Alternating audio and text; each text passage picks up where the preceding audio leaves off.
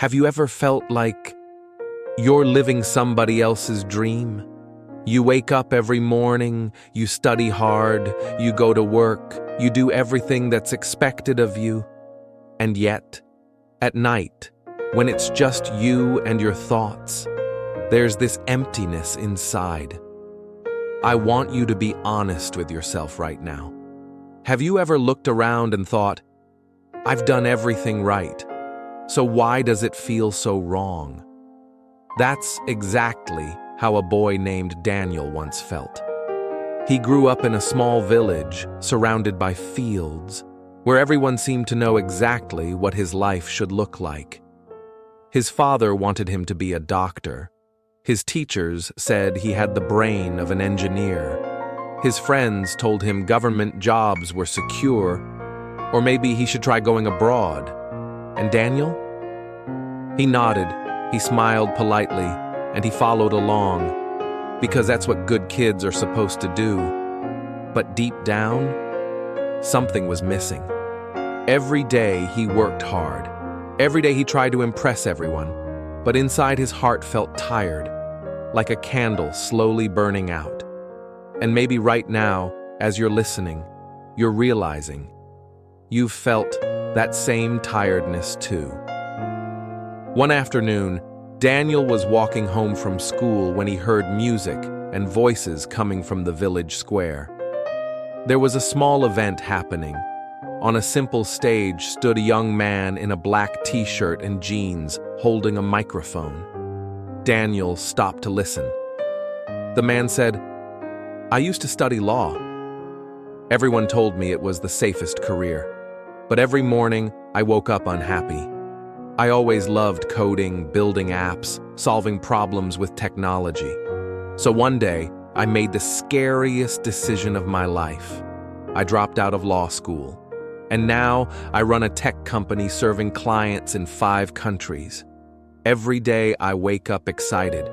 And trust me, when you build something that's truly yours, that's real success." Some people clapped, others laughed. But Daniel, he froze. His heart started racing. His mind felt like a window had just opened. That night, he couldn't sleep.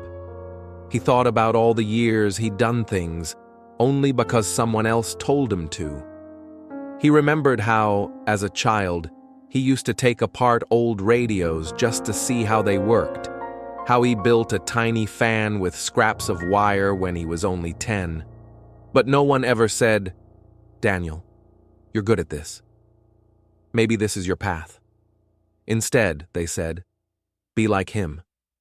Do what she's doing, follow that safe road," and Daniel realized he felt like a bird told to swim or a fish told to climb a tree. No wonder he was exhausted.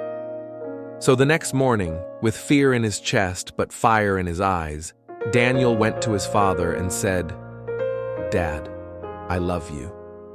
I respect you, but I can't keep living someone else's dream. I want to study electronics. I want to build things. That's who I am." His father was silent for a long time. Then finally, he looked at his son and said, "If you truly believe in it, then go and give it your best."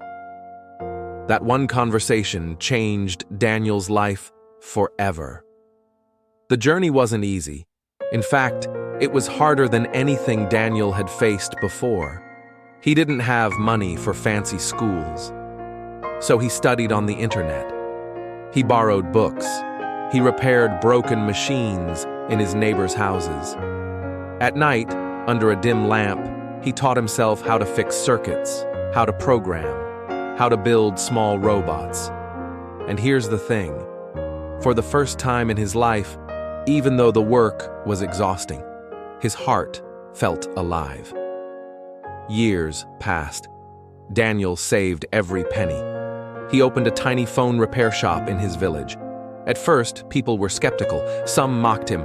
Why waste time with wires and gadgets? Get a stable job instead.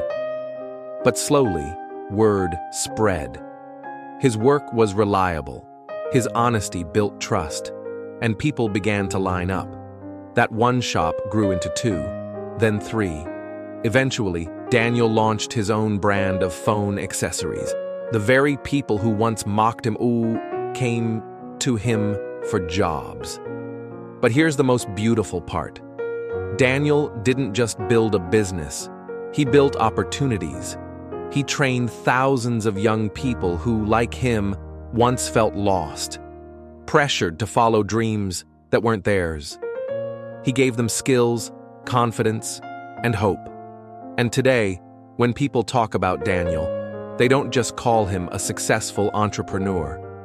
They call him a man who changed lives, a man who proved that real success is not measured by titles or money, but by living a life true to yourself and lifting others along the way. Now I want you to pause and ask yourself honestly, whose dream am I chasing? Is it really yours?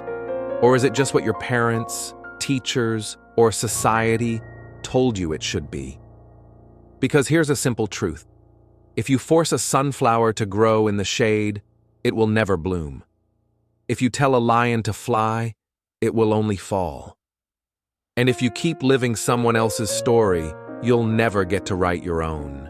So maybe today is the day you begin again. Not with a giant leap, but with one small step. Reading that page, practicing that skill, or simply daring to say, "This is my dream."